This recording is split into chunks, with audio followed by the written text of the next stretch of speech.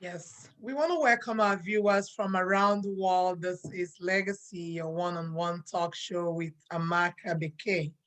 Today on the show, we have Chris Bracha. Hello, Hello. Chris. Thank you. You're welcome on today's show. Thank you. Thank you. Thank Chris, please tell our viewers who you are and where you live. you. So I'm Chris Bracha. I'm soon to be 38 years old, getting old. Not at all.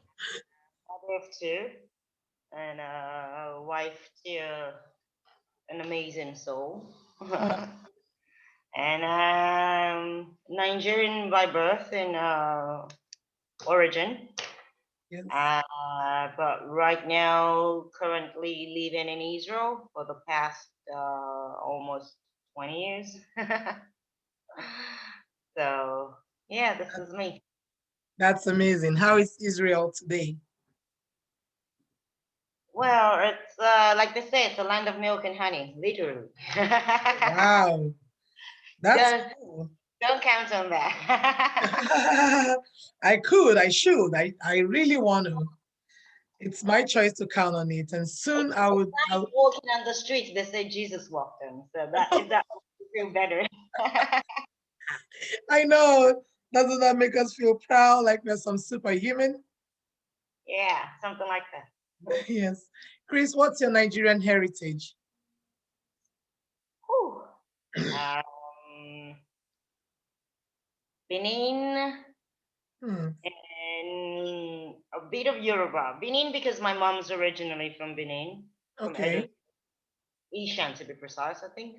And Okay. not I think for sure. Okay. Lagos because that's where I was born and mostly grew up.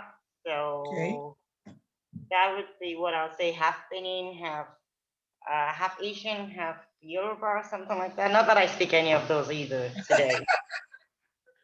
Oh my, how did you miss speaking those? Well, I see. I don't know. Should I answer that? I don't know.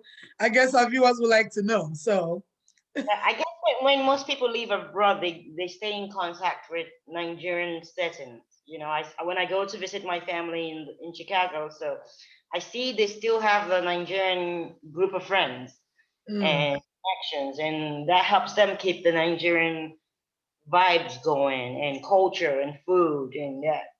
But with me, it's different because when I'm here, so I don't have that small community or one or two people from Nigeria that makes me relieve what I knew. So for me, it was like totally just vaporized. oh, Yeah, so that is sad. that's Do you why. miss it though? Do you miss it? Very much, yeah. I go to Chicago a lot, and I remember I always tell my brother walking into his house is Mm-hmm. like walking into the Nigerian embassy. Oh, Oh, finally Nigeria. That's how it feels going into my brother's house. So yeah, I missed it. So then I visit them a lot and they make me the Nigerian food and there's always Nigerian music and it's absolutely. Nigerian culture around. So it brings me back home. Like that. I trust. So tell us how you are super eagle, giant of Africa, unique NaijaBest. Super Eagle Giants of Africa, I don't think I am.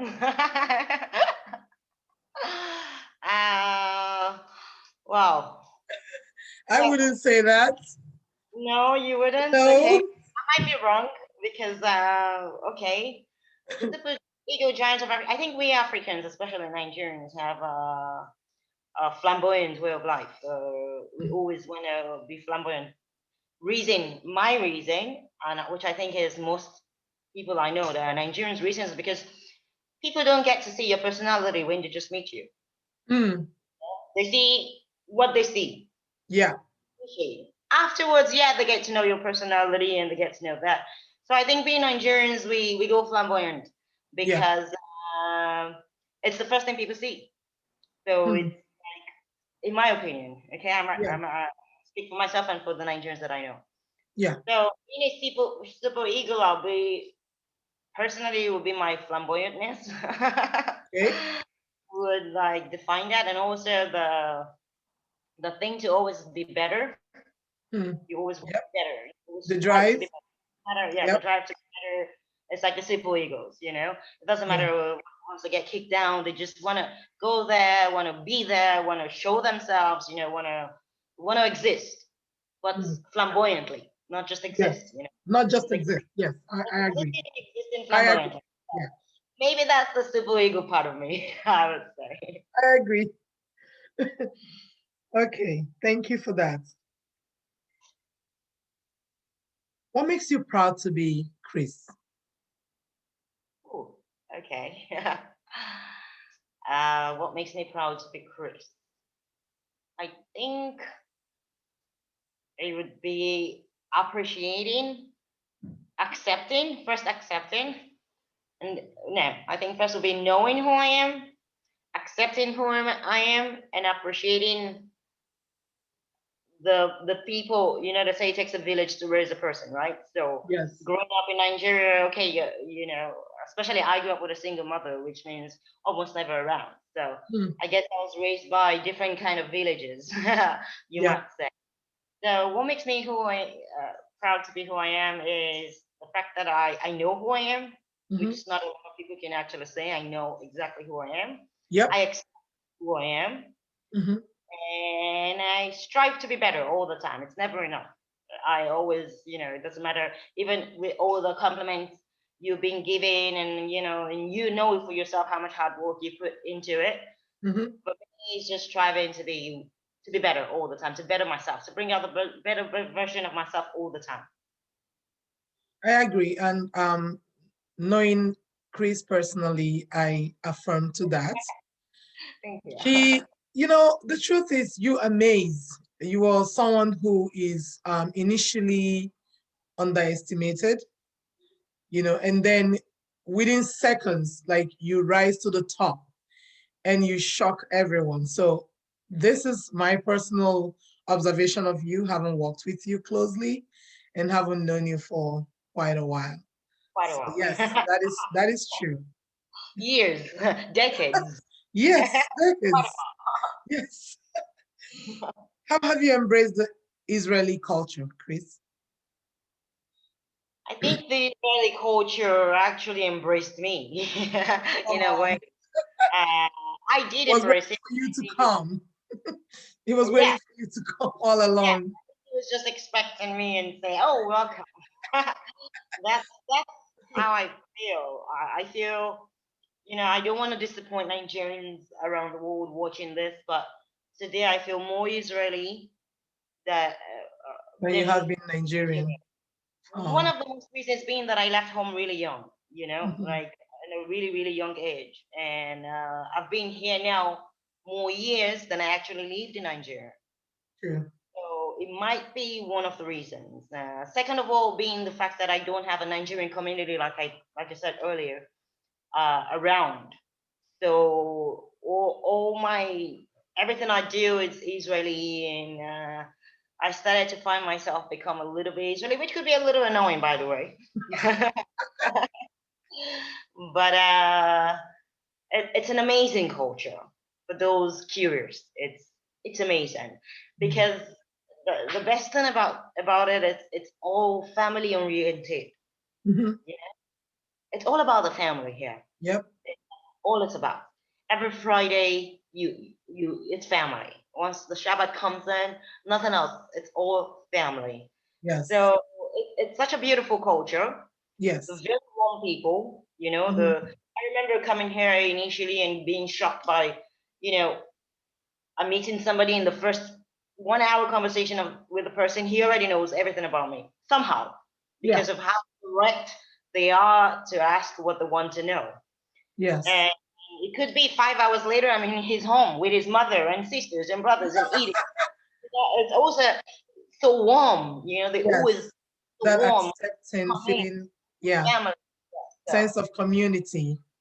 yes, Hmm. it's That's quite interesting. very beautiful. For whoever is curious, it's not what the media displays. It's a very small, beautiful, family-oriented people. People. Yeah.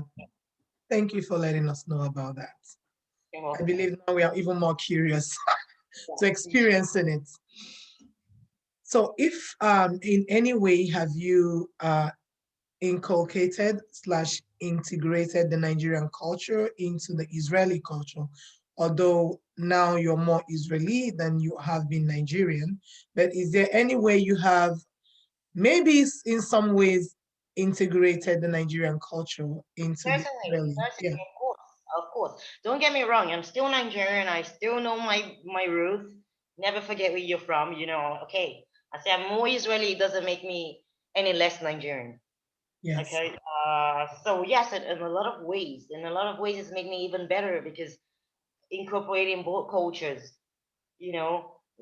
I'm more at an advantage than a typical Israeli because I have the Nigerian base, Yes. which is a lot about respect your elders and things like that. Yeah. And then I have the Israeli culture, which I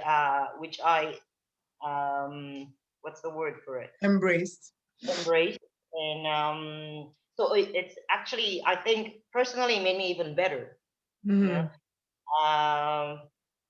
So I'll give you an example. I think my politeness, which didn't Israeli people are very rude, by the way. They just go straight and direct and ask you and tell you how it is.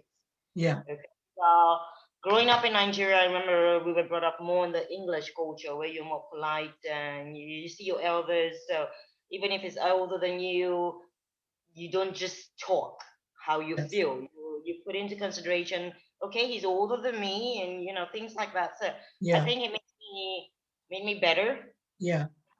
And well, a whole lot more. I can't get my hands Yeah, I exactly. understand. It's very much like You have exactly like giving that respect and maybe sometimes thinking about what you want to say and how it might come across, and then probably choosing to say it or not to say. Because yes, we growing up in Nigeria, we're all raised to be silent or to maybe, how do I put it, suppress our emotions. especially when it's elderly person involved with Yes, especially when there is an elderly person involved, absolutely.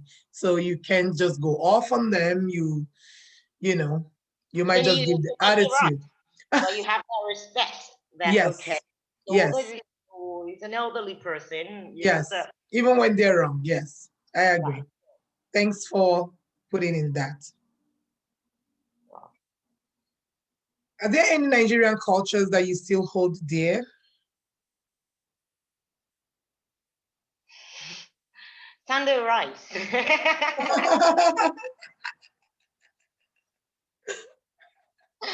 Do you remember Sunday rice culture? Yes. Like you don't eat rice any other day, but Sunday rice with Sunday rice. tomato, stew, and whatever. Especially.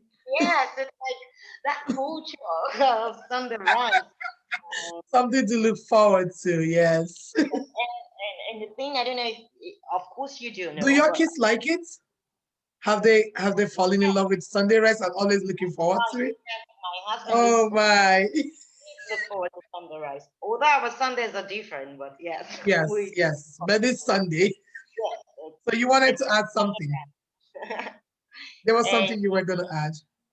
yes, and I think the culture of the right hand thing, over here people don't get me especially when it's involved an elderly person, that I don't, give someone With the left hand. something with my left hand, and I try to explain.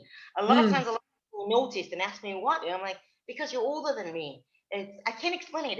It's a culture where where like today you have a lot of left-handed people, but you Yeah. exempt it. Or Yes, yes, yes. however, if you're not left-handed, or your right hand, nothing, you have a right hand and it's not being cut up. So, and you give an elderly person something with your left hand, or just like that, it's something that I can't seem to get out. Like I have to right hand. True. I do that too. I do that. That is so typical, very typical. Is there any, or are there any Benin culture that you still practice, even though you've been away for a while? Not exactly, because even though my mother was Benin, I told you we lived mostly born, bred, and raised in Lagos. I was never in the Yes. village, so we did not in our family have a culture thing Okay. uh, with my mother's place of birth. She always tried to take us away from it for her own personal reasons. She had her own reasons, but Yeah. she always had to to separate us from she went through a hard time growing up there, and I guess a lot of mistreatment she Hmm. went through herself, so she didn't Yeah. want us to be involved in any of that, so Yeah. we never really practiced or embraced any of her cultures. More we did more of the Yoruba culture, Yoruba which was culture. Yeah. ours, the Lagos life we lived in. So yeah, Yeah. so I can't say for certain there's a Benin culture that I'm sure there is, maybe somewhere inside of me somehow, you know. Yeah. Yeah.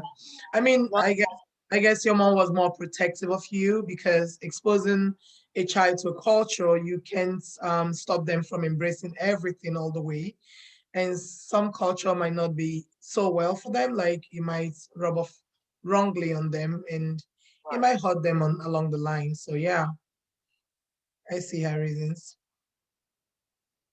Do you have a favorite Nigerian food? Oh yeah, I have a couple. I think my favorite will be pepper soup. Oh, Okay. Yes, that would be my favorite because something to relax. every time I'm even feeling a bit ill, a bit sick, feverish, I always miss it. I always tell my husband if my mom was here now, she'll make me pepper soup and that's it. I'll be full, Oh, you know. yeah. So I think food would be pepper soup. Even though I brought from Chicago pepper soup. Spice. Yeah, Yeah. like I just never got to make it. I also brought some egusi, which I said I Oh, was going to call my sister-in-law to just remind me and go through the it's cooking. on YouTube. Come on. uh, Everything's on YouTube now. remember when I just came to Israel, so we did go. My husband took me. We went. We gone through the whole of Israel looking for Nigerian restaurants. Oh And dear. eventually, we found one in Tel Aviv, and I remember I used to go like at least once a week to eat some Nigerian food. But then it closed down for some reasons. I don't know why. Oh And when I no. was pregnant with my second kid, I was striving Nigerian food. Then my husband, poor boy, God bless his soul, poor man, went from you have no idea. Went scattered through all of Israel Oh looking for dear. any kind of similar, even if not Nigerian, maybe Ghanaian, maybe something similar to bring to his pregnant wife, Craven. Oh dear. So it's not because I don't want to, it's just because it's not readily available for me. Yeah. Uh, just a few weeks ago, I found a Ghanaian shop which carried gari. Yes. And I was so like, oh, Oh, hubby, love, my finally. God, Gary, come on. And he's like, yeah, buy tons of it. Because you never know when next you'll see it. Exactly. Yeah. I mean, better to start at my home. Yeah. So yeah. What, if anything, reminds you of life in Nigeria? I mean, if there's anything right in Israel, Tel Aviv, that reminds you of life in Nigeria. Wow, that's a hard question. Not a lot. Maybe if we for any reasons which happens like maybe one time in a decade lose Mhm. power. So my Oh, husband like Nepal. I feel ashamed for Nigeria. Okay. I told you, like, I'm not the right Nigerian, but I'm very proud that I was raised Nigerian. Don't get me wrong. Listen, I would not change it for the world. Okay, I would always, like, I advised my sister, like, if I could, also, I would send my children to Nigeria to get their basic phases of life first over there, Yes. before, of course, before Yeah. leaving a more civilized world where things are more, It's more like settled. it's like a survival toolkit being raised in Nigeria. Yes, it is. I tell you, it is for certain. No, not joke. It Yeah, no jokes. Like seriously, it is. I feel exactly the same way. I mean, I Uh, wish I could afford it. My kids would have been in Nigeria by now. Mhm. yeah. So, what is Lily Bracha's legacy? Wow. Okay. A few years ago, my legacies would have been completely different from what I'll say today. But like you do know, I have a special need kid, 2 years old boy with Down syndrome, and God bless his soul, having Avery, his name is Avery, has really changed my perspective of how I see life and the things I want to achieve in life and what my goals are and what I want my legacy to be. So today, I'd say my legacy would first be my children, Hmm. um, family. I want people to be able to remember how patient I was with my children and learn from that. You know, we were raised differently. We were raised where you get smacked even while you're trying to explain that you did the right thing. You know, you get Brain and reset. even defend yourself. You can't even speak. You get smacked for trying to tell them, listen, it was not my fault. You get smacked for the efforts, you know. So my legacy today also, besides being my children and want people to see how motherhood, you know, I'm not saying I'm the best, but I really try to make my motherhood to them a professional career. I Yep. don't know if like It's your like full-time job. Like if you're not proud I doing learned to it, teach then them. It's not just, it's not how our mothers did it, you know. yeah, So yeah. my legacy will be for people, especially people being raised in Nigeria, to be able to see how I'm patient with my children and learn from them and take that. And second of all, is to I want to do a project. It's a non-profit project for kids with special needs, Down syndrome, autism, and where they can actually come to the project I'm going to do, hopefully, but God's willing, in the next couple of years, where they can coming to get a training that enables them to get work and work like every other person, get paid, get salaries, get independency, you know. So I would really, that's my would be my biggest legacy, is to be able to leave such an establishment for this special need children, where you know they can actually go and feel like a member of a society, where they earn money, they learn a trade. It doesn't matter what to be.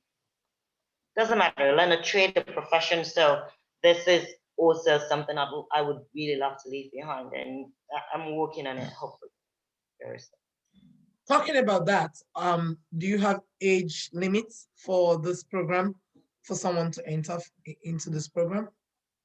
No, there will be no age limit. There But for might the be. younger, You have to be, of course, old enough to work. okay, like 16 and up? From 16, from the age of 15, you can already start coming to join a group that is just a few days a week, where you just start getting an idea of what you want to do. So there'll Yeah, be different kinds of workshop in yeah, which you get to experience it all, and then you choose for yourself which one suits you as a special need kids, with your abilities, what you can do, what you cannot do, you know. And also, hopefully, we'll have volunteers of coaches that can coach them, and doctors that can approve which, you know, whichever profession they choose, if they're able to do it. Maybe some of them have heart problems, lungs problems, so you know, these are all the things to put into consideration. But there will be no age limit in terms of a 30-year-old special need person can come in, get training, and hopefully go out in the world and get a job. And also to be able to educate what we call regular people to accept these special need people. They might be different, but it doesn't make them any. They might be different from us, but it doesn't make them unable to yeah, achieve. to perform duties. Yeah, So true. to bring out awareness to accepting, and this Hmm. is my legacy. Besides my children, of course. Yeah. So, for the parents of or a parent of a special need child, what would you say?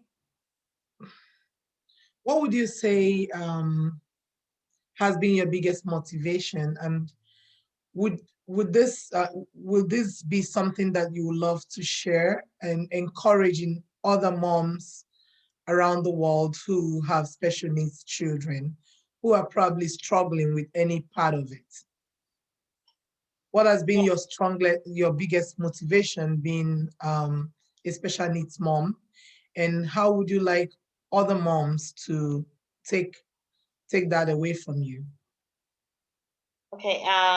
First, it's not easy. I remember being told after at birth, when I gave birth to him, like he was diagnosed with Down syndrome, and he came with a series of problems. You were very well aware of it. I kept you up to date during the time, Yes. and I remember I was really completely down, depressed, frustrated. I asked God, why me? Why, why? What did I do wrong? Yeah. And my mother, God rest her soul, which passed away so long ago, she was my strength. And I remember one day she heard me praying, and in my prayer, I was asking God, why me? What did I do? And then she tapped me on my shoulders and she said, why not you? Why not you? You know, people with special need kids, they don't have 10 heads. Why not you? It's you because God saw you fit for it. Yep. Because think about it. Who else can handle a special need kids and give him all the love? So our God who chose you to be his mother knows why you. So stop asking why. Instead of asking why you, why me, ask why not. And at the same moment, I remember I got so upset at her, telling her, okay, so why didn't you pray for it? But a few days later, it sank in.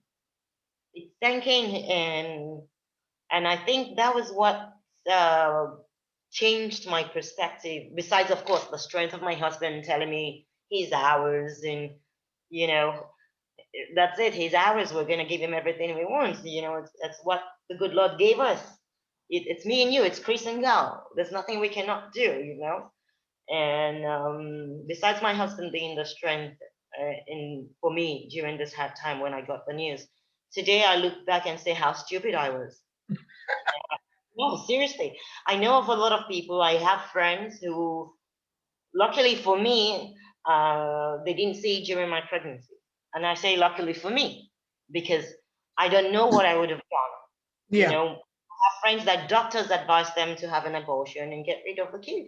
And today I stare at my boy. He's 2 years old. Yes, it's not easy. Yes, it's a lot of work. It's a lot of doctors and everything in most cases. But I still look at him and I'm like, how could I have? You know? Okay, so he would work instead of at 10 months to 1 year or 1.5 year like regular kid did. So he worked at uh Whoa. 2 years. So instead of him to talk at the Amazing. age of one, so he would talk at the age of 3. But that doesn't make it okay to kill, The God ch- forbid, yeah, such a the other, yeah. Or the and easy way out. and if there are mothers out there with special need kids or just found that you have a special need kid, I want to tell you, like, those kids chose you. That Hmm. you There's a reason why they're in your life, This and is you profound. might not see it now. And you might not see it now that they've just diagnosed you, but in a few years from now, in 1, 2, 3 years from now, you will see such a bright light at the end of the tunnel. Oh, This is such love, really. It's not like I have 2 kids, so I can tell. And the love I get from my regular kid near, God bless his soul, he's amazing boy, but it's not the same. I can't explain it. So if there's any mothers out there looking at me, it's not gonna be easy, but it's just like every other mother with a regular kid yeah. that Regular kids are a lot of work as well. It's not like you get it any easier. it's not, Better but be it's special kid and give me all the trouble than be a regular kid because that drives me nuts. it's so worth it. The love you get from them is so worth it. Yeah. His soul is so immaculate. I Hmm. tell my friend jokingly, but I tell my friend, at least I know for certain Ivry would never end up in jail or kill a person. Hmm. Not capable, you know. He's Hmm. not capable. They don't never think of their love is so pure. What you see is what you get. Hmm. True. So yeah, so be strong, mothers. If you're there, it's worth it. Just patience, you start seeing the light. Yeah, I agree.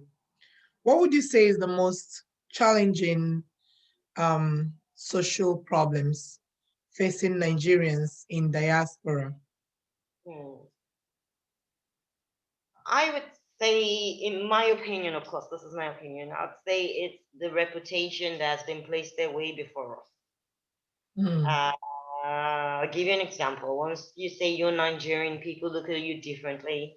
Automatically, there's the issue of fraud, which Nigerians are known for, especially in Israel. In Israel, they know Nigerians are fraud. Once you get an email, they say, it's one of the emails from the Nigerians. Be careful. So for me, initially, it was hard. It was hard to experience such. Like, it was difficult to say I'm Nigerian. Because I didn't want that stigma, especially when I worked Stereotype. for a foreign exchange company. So you're dealing with tons of money, and Money. nobody would want to hear Nigerian and want to But it got to that was just on the beginning. Afterwards, I told myself, how can I make a difference with this? Yes, this we've been tainted. The thing you're from Nigeria and fraud has been, like one next to another for years, even before my mother, I don't know, we've been tainted like that. So how can I make a difference? Because if I would make a difference, so maybe somebody else will make a difference, and eventually there will Yeah. be. There's always a handful of good people. Yes. So what I did was a lot of times when people mistook me to be a Black American, and especially in good times, like when you succeed in something. So people say, "Oh, she's this and she's that." I think she's from Chicago, and then just because my folks live in Chicago, so and then I correct them. I say, "No, I'm not from Chicago. My folks live in Chicago. I'm Nigerian." Like to see that, okay, good things also come from Nigerian dudes. Like, you know, I want to show. This is what I want to show them. Like, good things come from Nigeria. A lot of good people come from Nigeria. So when they mistake me to be Black American or this, so that's like no, dude, I'm Nigerian. I was raised in Nigeria. I'm Nigerian. So this is my own way, even though it might be little. Little, But yeah. like show like Yeah. Being the best that you are, like when you're out in public, but also not denying the heritage, and a lot that of times that the I credit also should be given. yes, I Yes. dress also a lot of times occasionally to weddings. I wear a Nigerian native attire Outfits. Good. just so Natives. like, yes, Yeah. I'm Nigerian. I am proud to be, and do not mistake me for anything else. Yeah. I mean, also just to add that Nigeria is the most populous nation in West Africa. And just because you hear Nigerians are bad, wherever you are or wherever you might be tuning in from, does not mean you know half or even a quarter of Nigeria. You don't know a quarter of Nigeria. I always say that Nigerians are not as much abroad as they are at home. So if you're knowing someone from anywhere in the world who hasn't made the best impression, please don't stereotype all Nigerians to be that person. We have great Nigerians who are hardworking individuals all over the Honest. world, who are highly educated, who are great family people, who are taxpayers, who are business owners, who are in any kind of ministry or parastatal that they have found themselves. Nigerians strive to be accountable. They strive to be great members of the society anywhere they find themselves, if Yes, given the always opportunity, of try to course. be the best in Yes, everything we you do. always strive to be the best. The Yeah. only thing though is for a lot of people, they aren't given the opportunity because maybe one stereotype or maybe one bad experience, but that doesn't define all of us. That is not the definition of Nigerians all over the world. We have a handful of good people. Only we hope and pray that you experience those good people. So Yes. you When have I a was changed opinion. Yeah. given in the States, when I was there giving birth to both of my children, lots of doctors, God bless their soul, that I got to meet, they were Nigerian. Oh, see, Nigerians. Really? likewise. Likewise, I have twins. My twins that I had shortly after coming to Canada were delivered by a Nigerian doctor.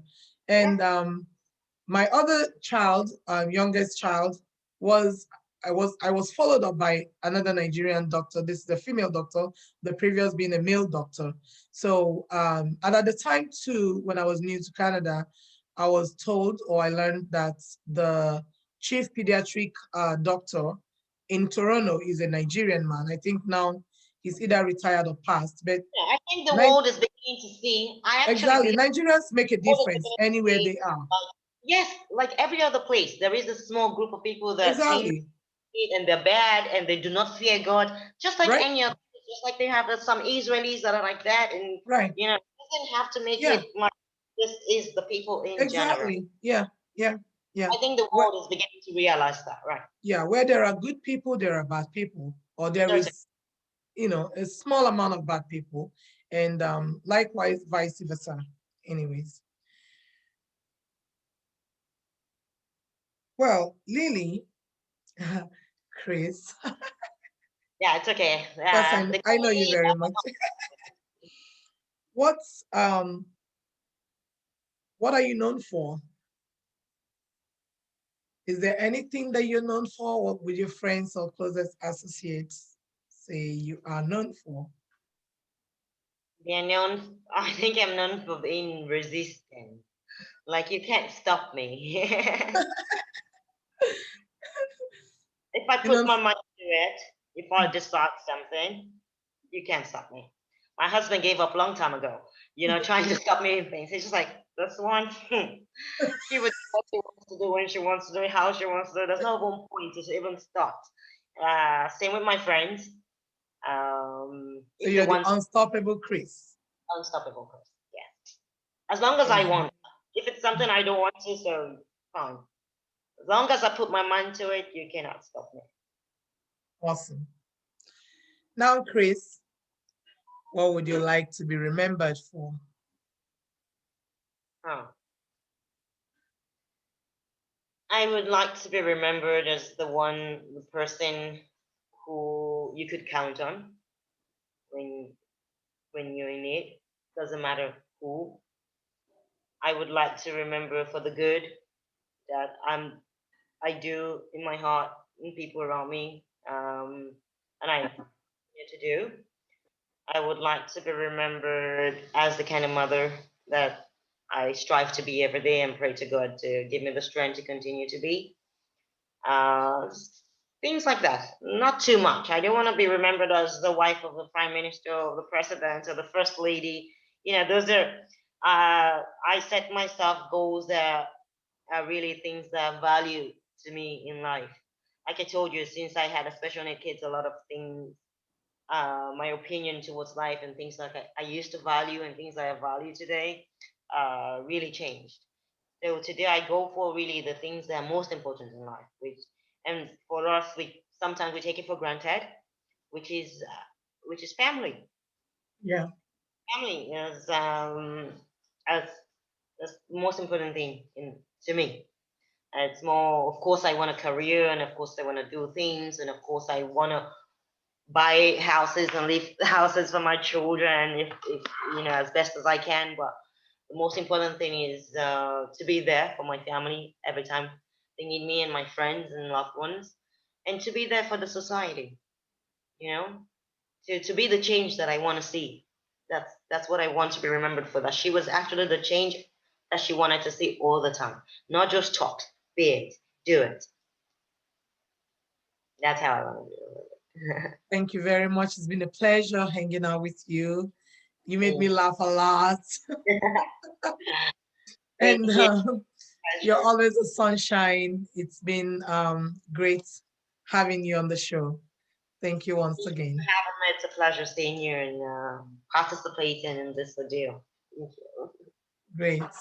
We hope to see you again in the new in the future on other segments of this show that you might be interested to contribute, and especially maybe when it has to do with those your values, or maybe any other social events or social challenges that face Nigerians in diaspora. Once again, thank you viewers for tuning in, and like, share, comment, ask your questions, subscribe to the channel, and stay tuned for more. Cheers.